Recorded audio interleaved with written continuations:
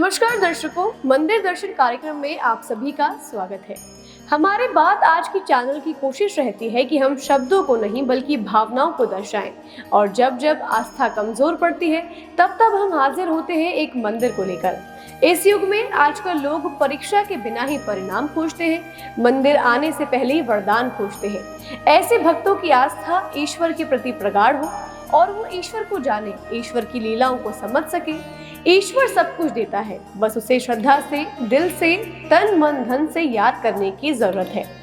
इसलिए हम हर हफ्ते लेकर आते हैं एक मंदिर को और कराते हैं दर्शन और देते हैं सत्य जानकारी उस मंदिर के इतिहास की, उससे जुड़ी किंवदंतियों की और मंदिर स्थान और प्रभु के सत्य चमत्कारों की असंख्य बातों की।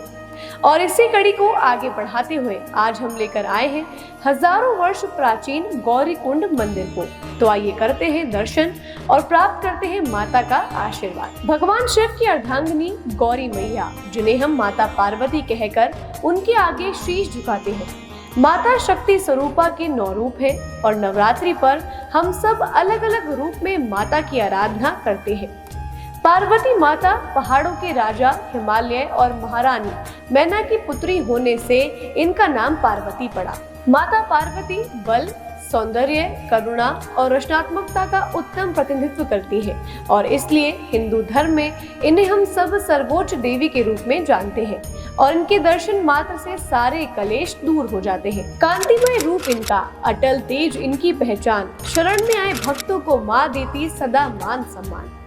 अजमेर से 20 किलोमीटर दूर सराधना गांव से लगभग 4 किलोमीटर मकरेड़ा गांव पंचायत की पहाड़ी की तलहटी में एक गुफा में गौरी मैया का निवास स्थान है और गौरी माता यहाँ सतयुग से पार्वती के रूप में विराजमान है।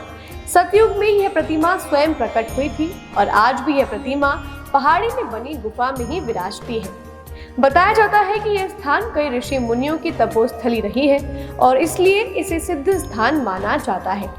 गुफा में पहाड़ी पर स्वयंभू गौरी माता की प्रतिमा के पास ही यहाँ माता की एक सांसारिक बेहद नयनाभिराम प्रतिमा को भक्तों ने स्थापित किया है।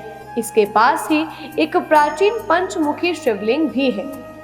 दर्शकों, आपने 2 हफ्ते पहले मार्कंडे ऋषि द्वारा स्थापित माकड़ोल माता के दर्शन किए थे।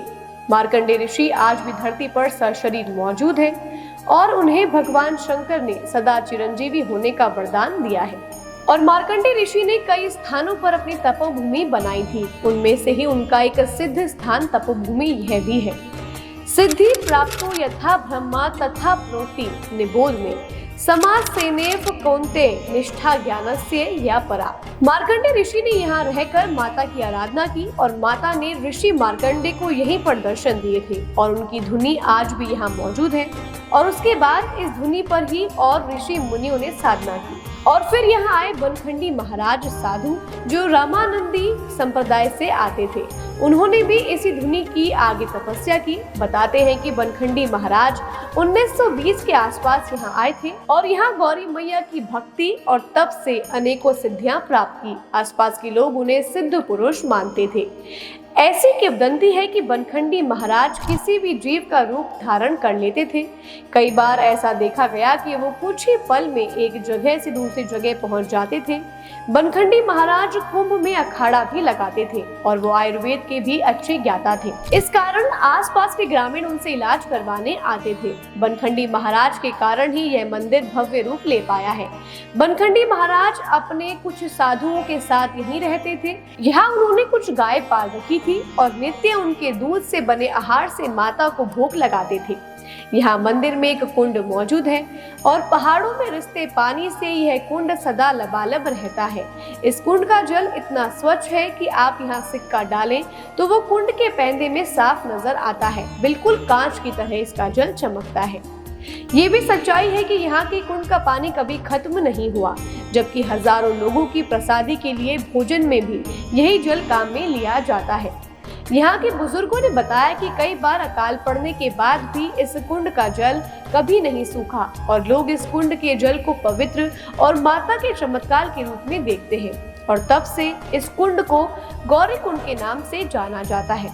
अब इस कुंड की एक खास बात है वो ये कि सर्दी में इस कुंड का जल गर्म और गर्मी में इस कुंड का जल ठंडा रहता है।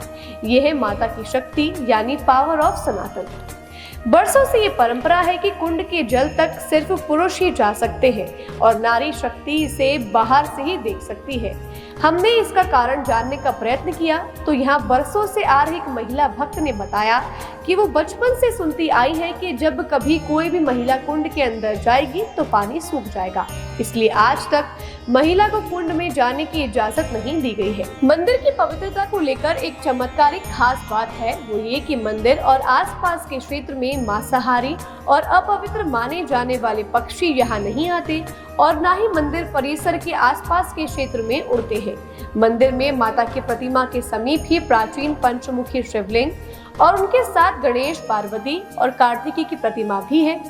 यह शिव परिवार यहाँ बाद में स्थापित किया गया है क्योंकि कहा गया है कि शिव शक्ति की भक्ति सा कोई आधार नहीं मिलता और शिव पार्वती जैसा कोई परिवार नहीं मिलता।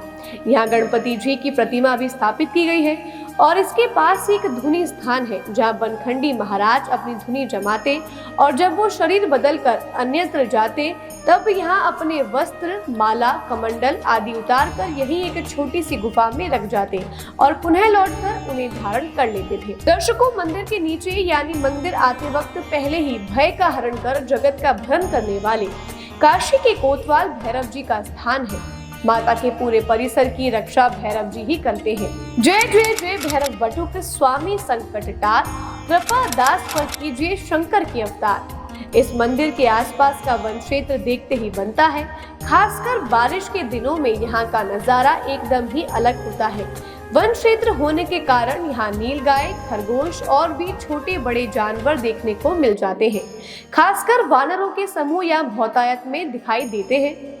लेकिन यह भी सब माता के भक्त हैं और कभी किसी श्रद्धालु को बंदर नुकसान नहीं पहुंचाते और भक्तों के द्वारा इन वानरों के लिए फल, सब्जियां आदि लाकर इन्हें खिलाई जाती है और माता के दर्शन लाभ के साथ पुण्य लाभ कमाने का सौभाग्य प्राप्त करते हैं। तो दर्शकों, लेती हूँ विदा आपसे इस उम्मीद के साथ कि आज के गौरीकुंड मंदिर के दर्शन से आपके जीवन में खुशियाँ आएंगी और माता पार्वती आपके सारे कष्ट हर लेंगी।